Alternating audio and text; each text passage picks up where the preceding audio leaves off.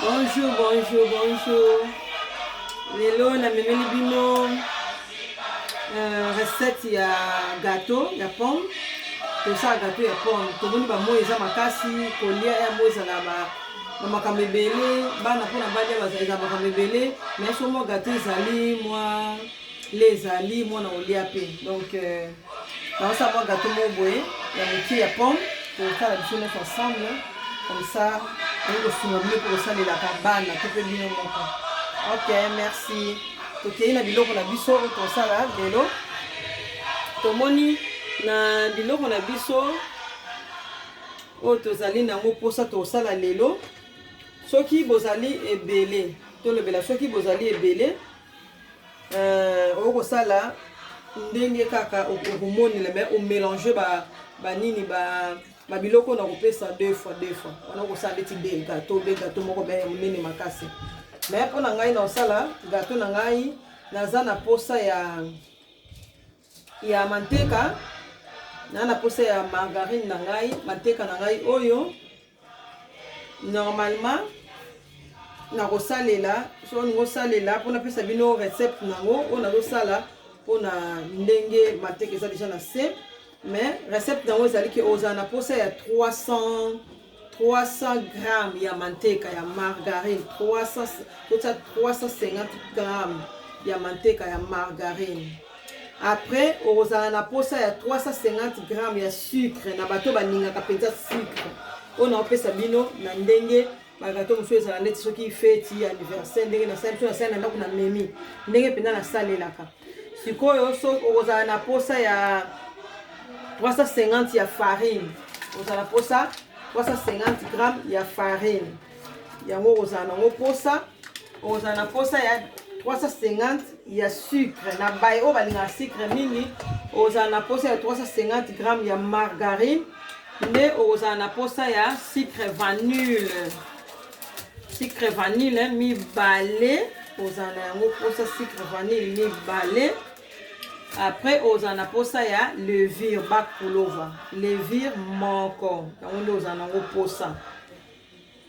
Sikoyo ozala na posa ya pomme soki olingi pomme ebele botie 5-6 me ngai nazalaka na posa ya pomme oyo nasalaka soki ya gâteau oyo 2 mosusu nazalaka nasali natie bapomme yango likolo mosusu ezalaka nasali na mélange na pomme donc nazalaka na 2 sortes ya kosalela ya pomme. Mais lelo tosalela na biso ka sorti moko oyo ezali ya rapide. Tokei tozala na posa ya maki na biso 6 tozala na posa ya maki 6 na maki 6 wana nde okomélange nango donc ose retrouve na gâteau ya malamu ya kitoko nde tokei nalakisa bino ndenge nga nasalelaka. Kei nalobi bien na baye oyo balingaka sucre mingi nde bokotia 350 soki oza mpenza motu ya sucre te kotia na yo 350 grammes te tia omeki ndenge nga nasalelaka aire moko.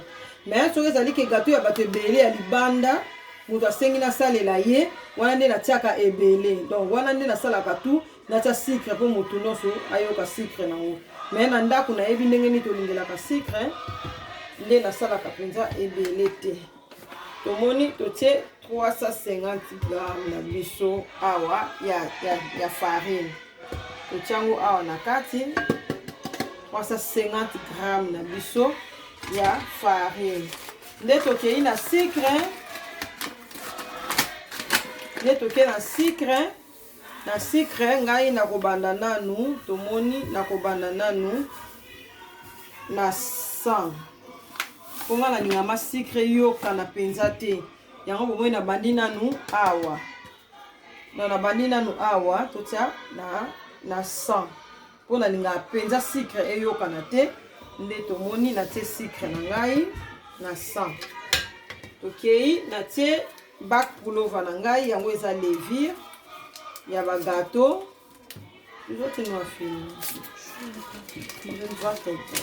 tomoni natie levure na ngai naye kotia sucre vanille natie mibale donc vanille etsuka totie mibale totie mibale nde sikoyo lokola tosali boye biloko na biso presque totie nyonso nde totia manteka ntina asalelaki yango dernièrement lokola eshofaki mpe ezali boye tokosalela oyo tozwi yango lokola ba 200 na ndambo. Donc reste na ngai yango na kosalela na kati mpo namoni elembi deja lokola moi dernièrement nasalelaka katikati donc nasalelaka 350 lelo mpe naosalela 350 nango tozomona eza ya kolemba mpona moi mais ezali 350 g ya manteka na biso elembi deja mpo tomoni kaka na ete manteka totiango na frigo ezalaki deja ya kolemba libanda apo tokotisi yango.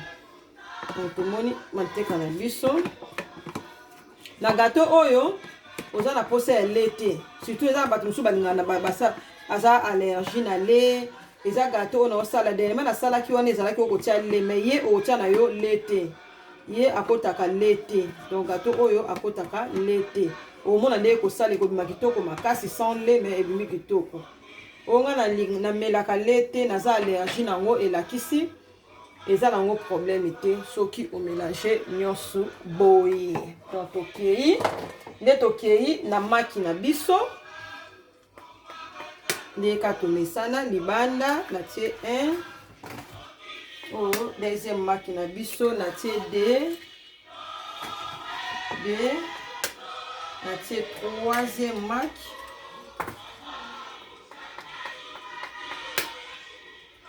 quatrième maki 5 nde tosilisi misapile pasi 6 tomoni tosali maki na biso na sukola moke maboko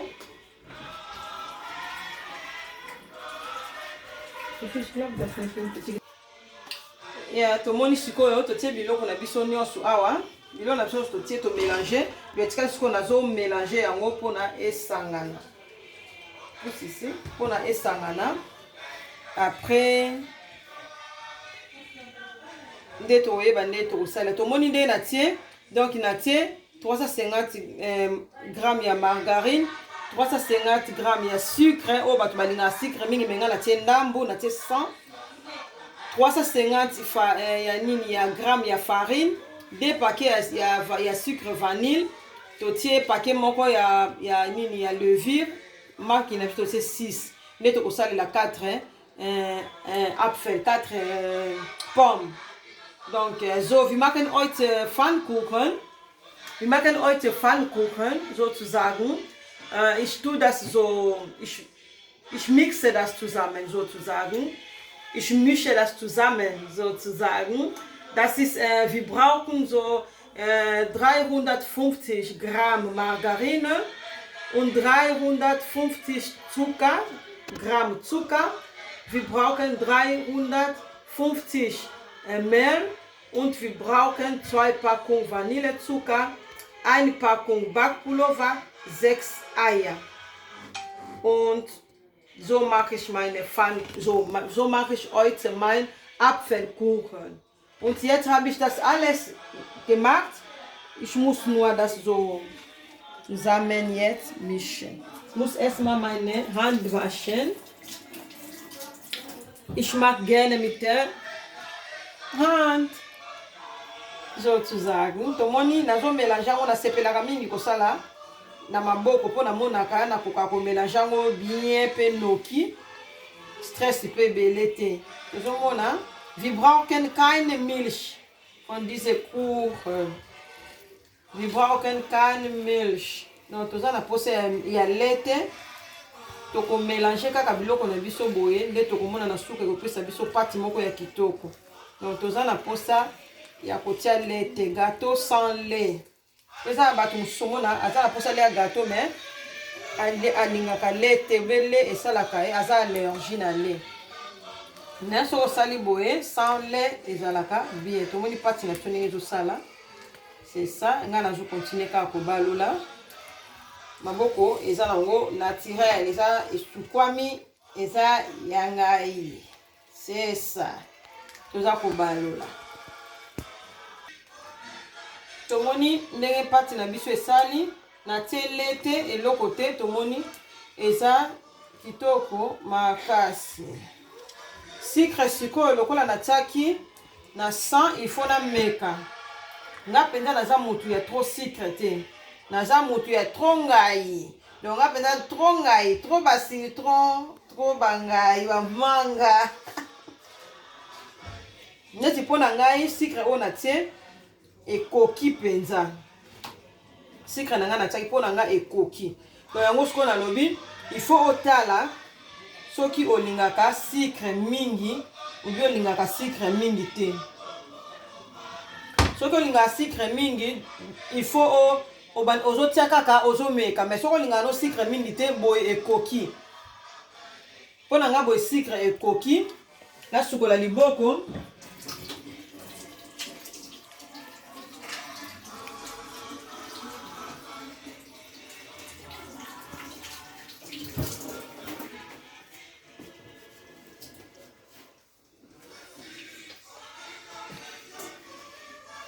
Tomoni sikoyo nasali boye na osala sikoyo pomme na ngai na kotia pomme na ngai na kati.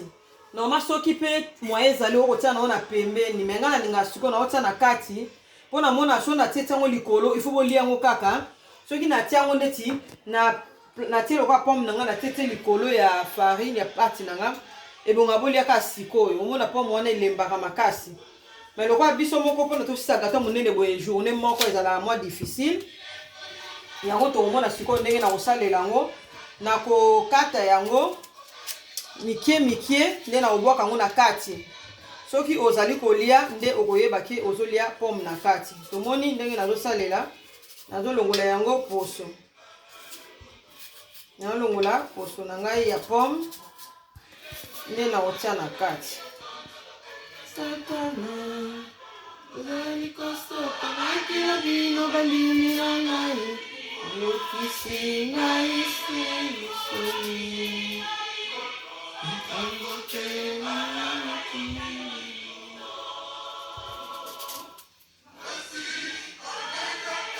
Tomoni nde naosala yango nde nazokata na kati nde na mani kokata boye na kati. Après na ko mélanger yango. Soko to sala boye, otie déjà four na yo et chauffer na 170. Be 175. Tia four na yo et chauffaka. Ndenge to chauffer bongo, et yo saka ko zo kota mbala moko na kata four. Eza gâteau moko esala nango 25 minutes. Etalaka pe forme nini yo saleli yango. Neti nga na ko tia na sala yango na likolo ya plateau. Donaka na posa ya 20 à 25 minutes. Nde on a to komona na kosilisa na ngai. C'est ça. Yango na lakisi bino ndenge nini nga na otia ba gâteau na banini ba pomme na nga na kati. Photo meka kaka ba mama. Eza bien neti boye. Na uti pena musala naza fatigué. Donc, mais nazo sala moi gâteau oyo. On a eu un moto au vanda, bana bakoki kolia po balia ki moi kala. Balia ki moi kala. Non, le quoi na pometa ki bango na kosala bango gâteau. Je suis fatiguée mais naza kaka obligé à kosala soki promettre ba sala kaka. Soki promettre ba sala kaka. Donc c'est ça. Donc des aboso na sali boye balendambu. So balendambu bakoki na bango pe ko mema lobi na classe nga pe lobi na ko mema pe na musala. C'est ça. Tomoni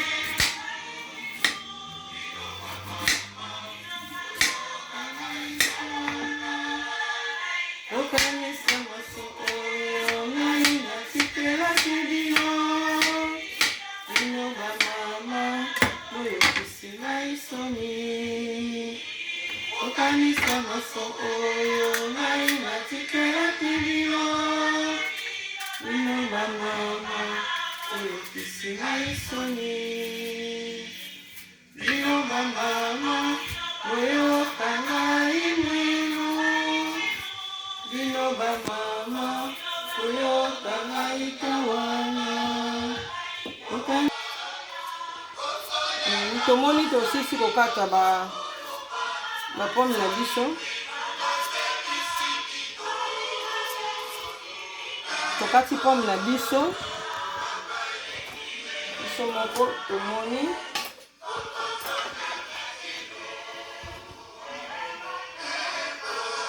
Na pomme touti kokata. Sikoyo na kotia na plateau.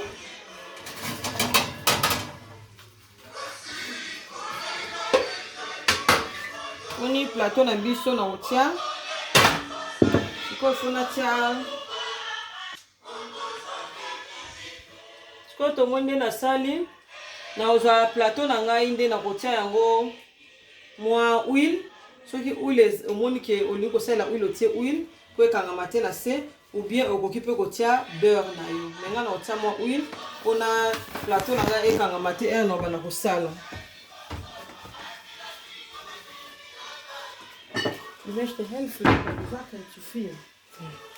Tomoni na kotia mwa huile na ngai mpona tia na plateau na ngai po ekanga te, po gâteau na ngai ekanga te. Tomoni faut salela na plateau boye. Neti oyo eza ya rapide. Donc so na tie na plateau oyo na osala naka 20 minutes ebeli nango 20 minutes ebeli. Mais soki otie na ba forme penza oyo wana ya ba gâteau to salela ba gâteau. Ezwaka temps ebele. Donc faut calculer ba 30 minutes, 10 minutes les plus, mais faut contrôler kango. Pour soki osala on peut mettre na kati omone obela te. Parce que lokola eza nango ya rapide neti boye rapide na préfère na tie na nga boye nde na okata katango esili. Tomoni pâte na biso yango oyo na sukola su liboko mpona na mélanger après na tie. Na yango na otoyebisa bino ngai nasali na ngai nayebisi bino yango nga nasali na ngai sucre mokie. Mais soko omoni oza mutu ya sucre ebele otie ebele. Mais sucre mokie wana ekoka nango. Soko osala modèle oyo otie na o sucre mokie. Omona si gâteau ebima pe kitoko kotia sucre ebele ebele te. Po oyo na osala na goût na biso, mokomosu pe nasala yango. Bato balobaka eza sucre te eyokani te. Comme ko nasalaka ya mutu pe na memi kaka na tie sucre ebele. Basepelaki nango balobi ke bo balingi sucre bongo. Siko faut tala bino bolinga sucre ndenge ni po 350 na mona yango ebele. Mais lokola nasala yango des recettes mususu ya 350, mususu nasala yango ya 150 boye. Mais yo siko faut pona wapi oyo lingi otie omeki. Tomoni natie ba pomme na nga na kati. Wana moto na ngai kuna na four ezo chauffer. Tomoni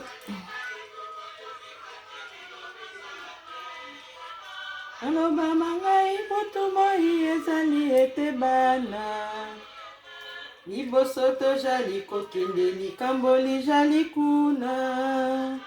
Aloba na ngai moto moi ezali bana liboso tojali kokende likambo lijali kuna.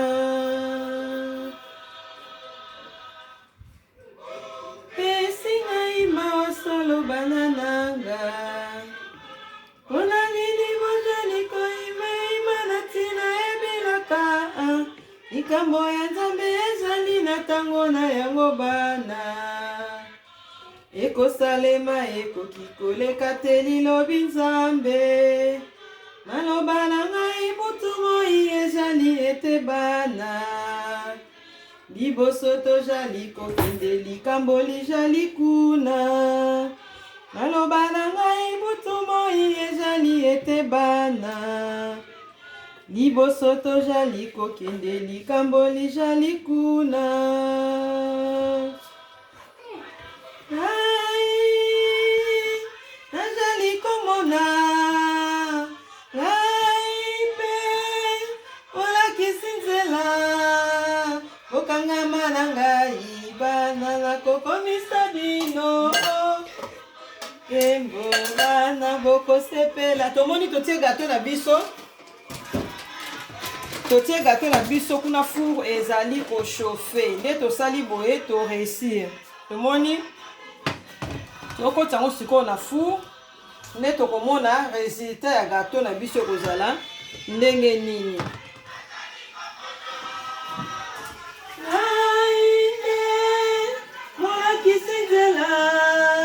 Kokangama na ngai bana na kokomisa bino mboka ya nkembo bana bokosepela. Kokangama na ngai bana na kokomisa bino kino na epemelo bana bokosepela. C'est ça. Yango tokota yango na four pour 20 à 25 minutes. Après tokobimisa yango nde tokoyeba ndenge nini tokosalela yango. Donc gâteau na biso yango oyo tomoni déjà ndenge esali kitoko makasi. Sans lait ekoti lait te mais pati nango eza kitoko makasi okosa déjà bo réussir.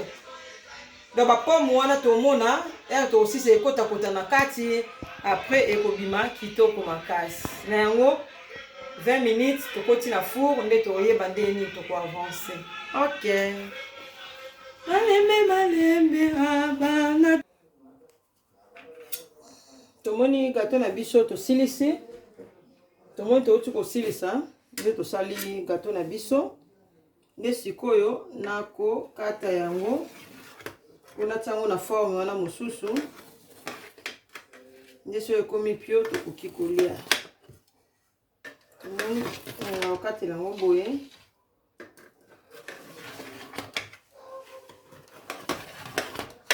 Recette ya kitoko oyo soko tie boye.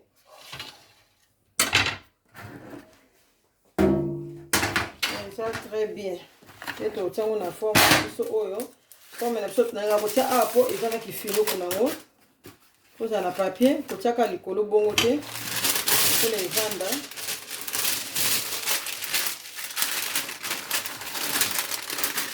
Ezana kifilo kunango. Na etebo ezaka mo mobulu bana kolia omona mobulu makamno mobulu mulunge leki. Même ngamo pe na mona mulunge tellement makasi. Epesaka mona suposa olia ezate mais soko na gâteau na omboye. Eko aider yo oye kaka usali olie. Tomoni na sepe tomoni ndenge ebeli. Eza très bien. Na kati tomoni siko ba pomme na biso ndenge sali. O eza ba pomme na biso. Ba pomme na biso yango esali na kati. Le gâteau eza très bien. Soko tie huile yokangama te. Nde na sali boye nazo classer. Sur ekomi pio mwana ye azui ameli mwa jus azui ameli mwa mai yo mukolo po ko sala mwa café. C'est ça. Eza biloko moko foto linga ko yekola kapo oko yema bapaya osaka te oblige osala bango ba fufu bapaya po baye na ndako no osala fufu mupaya moko rapide akoyeko ya osali fufu te osali ka boye 20 minutes osilisi dona ko sala oko sala lokola 30 minutes ya préparatif na ngo pona ko bongisa après ali minute on etikala ça na ka minute moko ya mukie ekoti na four bozo solo la minute mukie o présenter baninga mwa gâteau boye bizoma présenter baninga mwa gâteau ba ko sepela makasi ezaka ateki ifuka muto yepa na ali ya semoule semoule so zaki na biloko oui mais so zaki na biloko te ekozwa yo temps. Tomoni eza ba gâteau na biso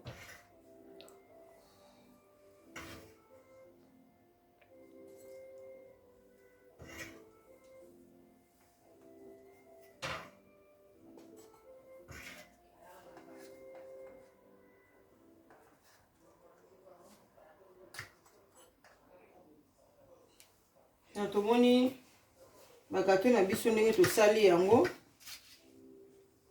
Ngai na yo tomoni ndenge tosilisi kosala ba gâteau na biso. Donc boye déjà ça va. Oko présenter mutu gâteau mutu alie. Soko silisi nini on tellement ça déjà moto okotia na oka mai. Soko tie mai onika ngo rapidement poza na ngo pasité. Soko eza moto tsaka mai. Yango tomoni eloko na bongiseli bino na mokona lelo yango yo. moi recette ya mokuse ya mbangu na etie boye ezalaka ba stress obana koganga kaka bana bolia mais soki osali boye mwana akoki na ye kaka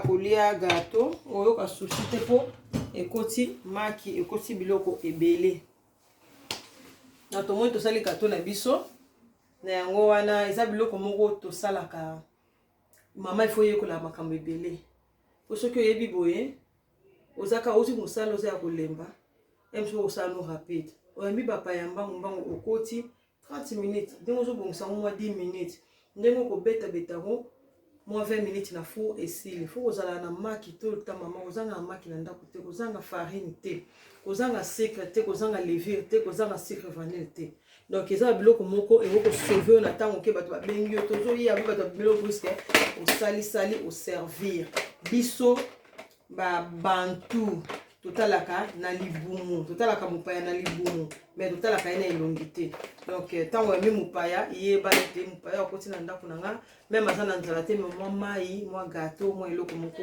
ya bien okopesa mopaya ezalaka très nécessaire koyeba koyamba ezalaka très nécessaire po moto mosusu akolia na ye na ndako na ye mais tango yo oposa te mwa gâteau boye akosepela kaka donc c'est ça batunaka tokolia gâteau nasala gâteau te okoti moi otikele moi film azotala yo beti mbango moi surprise na mesa mopaya akosepela c'est ça même na bana biso nde toloko oganganga te baolia na bango nayebi ke so mwana lie boye eza problème te po eza na maki na kati eza na fruit na kati soki alie boye ameli mwa kopo na ye ya lait avandi na ose déranger mingi mpenza te soki te obligé fo alia kaka biloko ya moto eza boro te c'est ça yango tomoni plateau na biso ya mokona lelo meka osala signe ok na remercier bino nde botalaka merci beaucoup nde tomonani mbala ya sima tomoni gâteau na biso totie sani fo ozala na sani moso oza na sani ya boye oza na plateau na oyo ya boye eza bien donc so olingo mema omemi boye eza bien po oluka tofinika basachet mais so oza nango boye evandi ezala bien protégé ti lelo na lobi esili c'est ça ezalaka très bien merci beaucoup de bonnes journées mtaza fatigué aussi musala fatigué donc bonne journée ciao